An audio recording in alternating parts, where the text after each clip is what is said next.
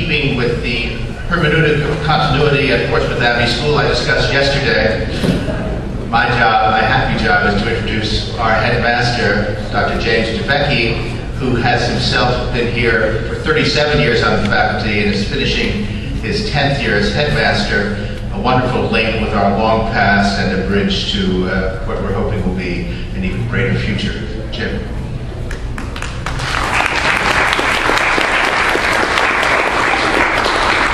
Actually, I'm happy to say that I actually have finished my 10th year, so I've survived a decade as headmaster. Good morning, everyone, and on behalf of our faculty, many of whom are here as part of the Institute, welcome to Portsmouth Abbey School. I hope you're enjoying the peace and beauty of our Abbey campus as you participate in the Institute on Cardinal Newman over this weekend. Indeed, hospitality is one of the most important qualities of a Benedictine institution, and I'm pleased that we're able to offer that to you here today and over this weekend. You should know that 2 short weeks ago, instead of having you all here, our campus was populated by 370 wonderful boys and girls coming from 24 states and 21 different countries. We indeed have a cosmopolitan environment on our boarding school campus. And actually, I referred to the school above peace and beauty, which indeed you've enjoyed, but when our students are here, I use the word joy and beauty rather than peace and beauty, because I think that sort of captures things a little bit better. But the joy part really does apply. The peace part, not so much. Portsmouth Abbey School is a wonderful place for boys and girls during their secondary school years, too, as our mission statement says, to grow in knowledge and grace, through an educational experience which is strongly based on a core set of Catholic Benedictine traditions and values.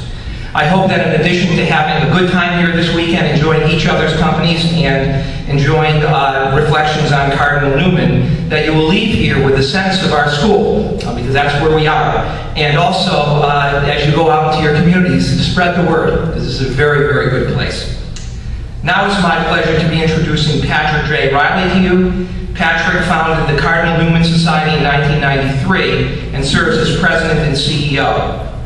With the mission to help renew and strengthen Catholic identity in Catholic higher education, the Cardinal Newman Society operates on 3 fronts: keeping Catholics informed about developments in Catholic higher education and assisting families in their search for faithful Catholic education, supporting excellence in leadership of Catholic colleges and universities through the Center for Advancement of Catholic Higher Education, and promoting awareness and study of the works of the Venerable John Henry Cardinal Newman, especially with regard to education and unity of faith and reason. The Cardinal Newman Society Newman Legacy Project supports the preservation and promotion of Newman's works at the Birmingham Oratory in England. Patrick Reilly has written numerous articles on Catholic higher education and on other education and Catholic issues.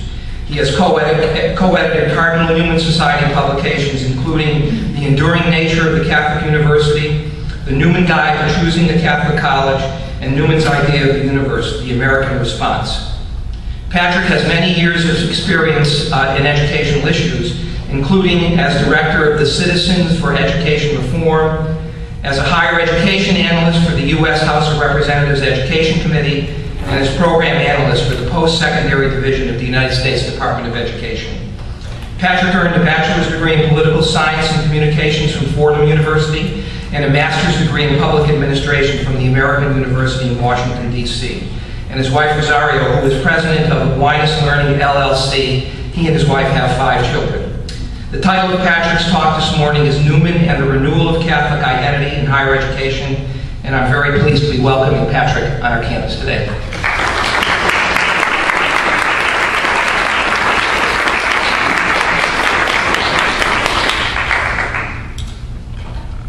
When one is scheduled to give a talk at 11 a.m., the second speaker after a large breakfast on the second day of a very highly intellectual conference, one tends to think in terms of how can we wake up the audience.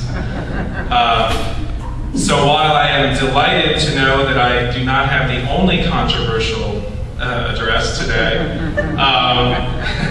I realize that we've already had a pretty good discussion, and I suspect that we will have a good one after this. I intend to propose some arguments rather strongly, and not to offend anyone in the least, but I hope that we'll have a vigorous discussion afterward.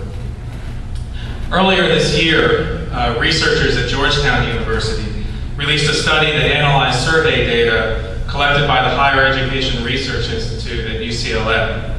What's unique about the UCLA data is that students are asked the same questions upon entering college as freshmen and also prior to graduation. So one gets a very good sense of how students have changed on these issues, not just how they are at any particular time, how they have changed over the 4 years of a college education. With regard to Catholic students at Catholic colleges and universities, and I do have to offer the caveat that this survey primarily involved the larger Catholic universities and was not necessarily representative of all Catholic higher education. 16% of the students reported that after 4 years at a Catholic college or university, they came closer in that time to the Church's position on abortion, the pro-life position. Nearly twice as many of the students, 31%, came closer to the pro-abortion position. 16% of the students by graduation had moved closer to the Church's position on traditional marriage. 39%, nearly 4 out of 10, embraced same-sex marriage. 12% of the students who, upon entering a Catholic university, had identified themselves as Catholic, no longer identified themselves as Catholic by graduation, and the vast majority of them identified no religious faith at all. The researchers at Georgetown did a regression analysis looking at the data, looking at various demographics. For example, students at Catholic colleges, given that they're private institutions, tend to, on average, be of higher income than students at other institutions. That seems to have some impact on how they respond to these questions.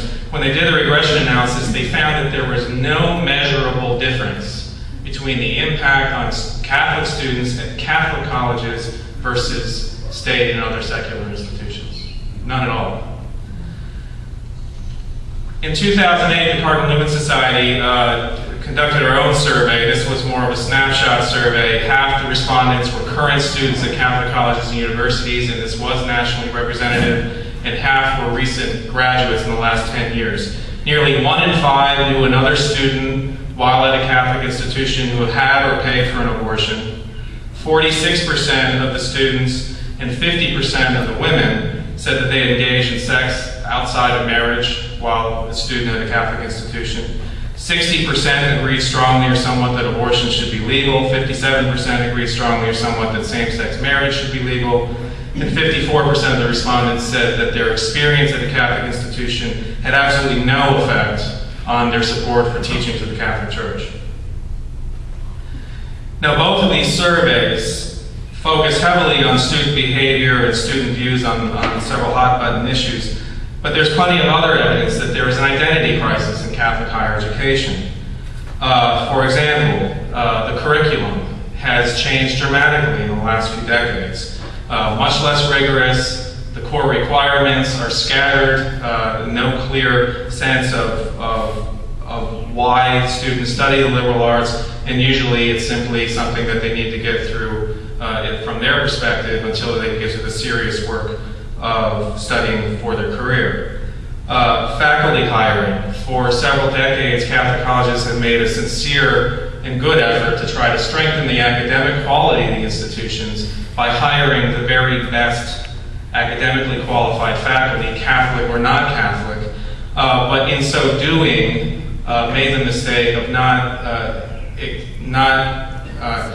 expressing the need for these faculty hires to respect and support the Catholic mission of the institution. So we now have a whole host of tenured faculty who, it's a justice issue, that they were not hired with that expectation, and now even institutions that are trying to strengthen their Catholic identity have the question about whether it would even be fair to remove those faculty who were hired under different expectations.